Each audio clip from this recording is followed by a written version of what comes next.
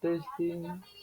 Spring and Inspection, teoría número 11 y 12, realizado por Delinquir Pacheco.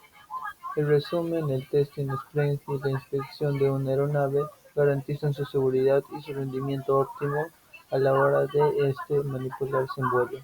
El testing verifica el sistema crítico como motores de aviación, mientras que el sprint inspecciona resortes del tren de aterrizaje y diferentes tipos de los componentes de la aeronave. La inspección detecta el desgaste estructural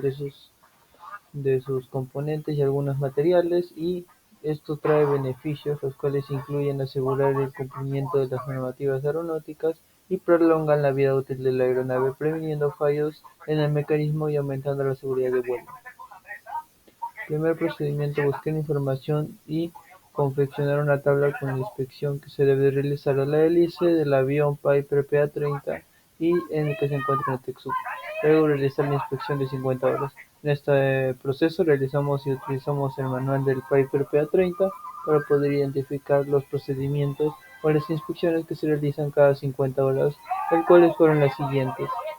de inspección del spinner y de la parte trasera del en busca de rajaduras, y la inspección de las palas en busca de níqueles o scratch, que son rajaduras, y la inspección por fugas de aceites o grasas en este caso. Primero realizamos la inspección del spinner en la parte posterior del plato y pudimos identificar que en las partes de sujeción del tornillo que sujetan al spinner se encontraban ciertas scratch, los cuales podrían interpretarse como rajaduras que pueden estar empezando a formar por un sobretorque o por un sobreajuste que se pudo haber realizado a la hora de instalación de este mismo spinner. Después, inspección de las palas para buscar nicks o en este caso rajaduras. Se realizaron estas inspecciones correspondidas pasando la mano, identificando con una lupa y una linterna en algunos casos, y se realizó y se puede encontrar que se encontraba con algunos scratch, que son aquí rajaduras, y se pueden interpretar como que se pueden estar formando y empezando en la punta cerca del tip de la hélice, de esta pala en este caso. Después de las inspecciones en busca de fugas de grasas o aceites, no se encontraron ninguno de estos componentes que hayan estado fugando grasa o aceite, por lo que lo pasaríamos de forma normal y que nada está pasando. Después se realizó el chequeo del track de la hélice Hartzell 3TN3B, utilizando el manual 139 Hartzell, mencionando los pasos correspondientes, en el cual se realizaría el blade track, el cual se realizó conforme al manual del mismo, en este caso del mismo Hartzell, para poder identificar sus pasos y procedimientos, en el cual deberíamos identificar los límites y los diferencias de medición que se deben de tener en este caso a la hora de hacer este play track, y su tolerancia en la cual contaría.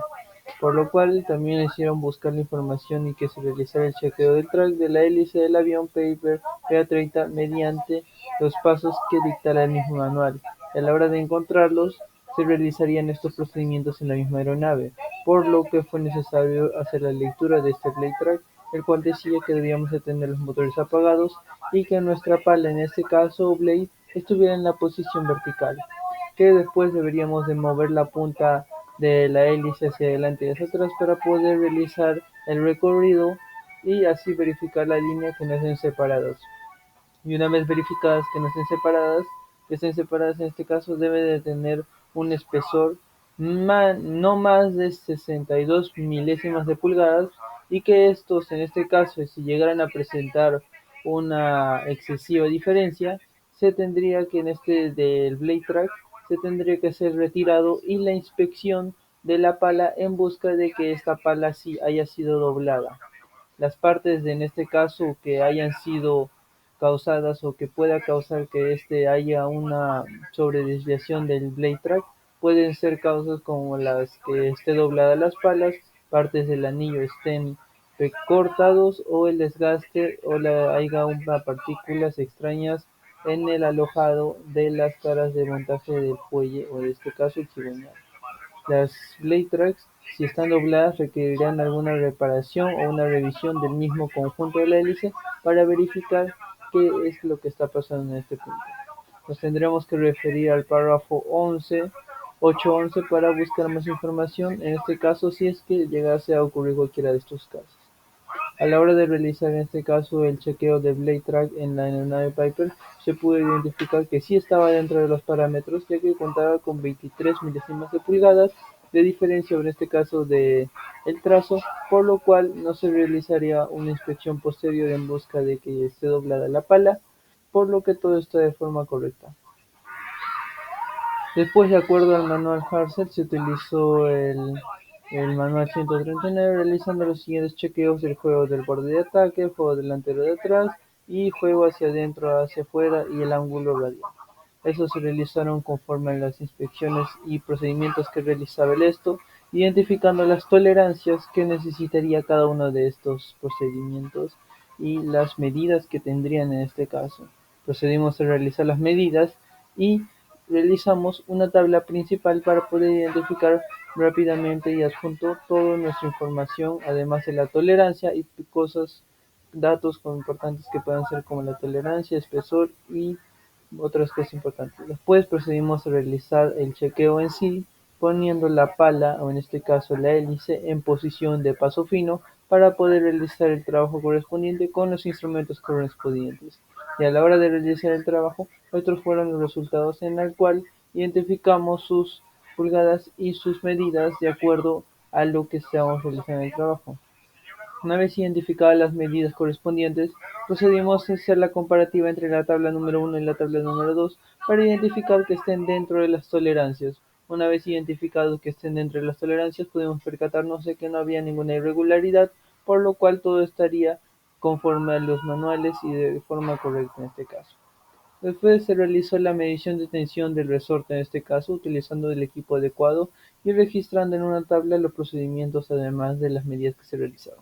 Primero realizamos el valve spring o válvula de resorte, el cual significaba que debíamos verificar el estado de todas las válvulas, o en este caso de resorte, en un probador de resortes, el cual sería un instrumento o un equipo que nos ayudaría a medir la tensión y cuánto se comprime en este caso el resorte,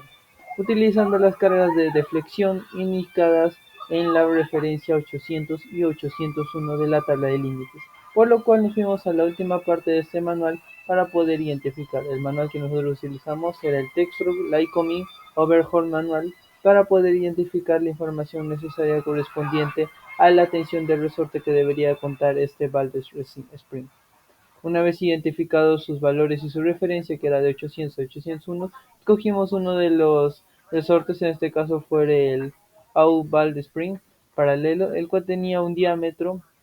de 162 milésimas de pulgadas. En este caso, al realizar esto, teníamos que escoger uno de los estos, y al tener este resorte se tenía que realizar la correcta medición. En este caso, nosotros realizamos la medida con un resorte alterno, el cual nos permitiera realizar el trabajo de forma práctica, ya que este resorte en sí no es uno del motor, por lo cual sería de las medidas diferentes. A la hora de realizar su medida con el diámetro con el vernier correspondiente, nos dieron que era de 150 milésimas de pulgada, lo cual no está fuera de los parámetros y lo que indicaría que habría un desgaste en el resorte, por lo cual afectaría su compresión. Y eso mismo hicimos con la máquina de prueba de compresión. Pudimos identificar que nosotros, a la hora de aplicarle en este caso el length, que nos indica que nuestro resorte debe tener un length de aproximadamente 1300 milésimas de pulgada, le aplicamos esa cantidad y su fuerza nos da que era de 63 libras, pero eso está por muy debajo de los límites que nos indica en este caso la tolerancia, ya que su mínimo era de 82 y su máxima era de 89. Claro que tiene un mínimo de referencia muy extra, en este caso se utiliza para muchos casos extremos, en este caso era de 79 libras, pero ni siquiera estaba llegando a ese valor, por lo cual si este caso fuera nuestro resorte, que debería estar en el mismo valve spring del mismo motor, deberíamos de realizar la remoción y una correcta, en este caso reemplazo del mismo componente para poder tener todo seguro y de forma legible. En conclusión, utilizar el manual de inspección para recopilar la información necesaria y elaborar así una tabla de las inspecciones necesarias para la hélice del avión Piper PA-30 se llevó a cabo para poder identificar las inspecciones que se realizan en este caso cada 50 horas de vuelo, asegurando la seguridad y el mantenimiento adecuado de la aeronave y el chequeo de las palas del blade track, en este caso de la hélice del Piper PA-30. Se recopiló diferente información de diferentes manuales y de otros procedimientos que sean técnicos y que se siguieran los procedimientos especificados según el manual Harsel o el manual Piper, para poder evaluar la alineación de las palas y así garantizar su correcto funcionamiento, y que en este caso no llegara a presentarse alguna dobladura o problemas en la misma hélice. Definir o medir los límites de juego de las palas de la hélice Harsel B3TN3B. Utilizando el manual Harsel 139, se registran los valores necesarios como el juego axial, el juego lateral y todo lo necesario al radial, y además realizar las comparativas necesarias para poder identificar que se encuentren dentro de las tolerancias especificadas, y así poder tener todo conforme a la seguridad y procedimientos que se deben realizar a una hélice. Y por último, en conclusión, medir la tensión de un resorte utilizando el manual del Tex Lycoming o el manual de overhaul del mismo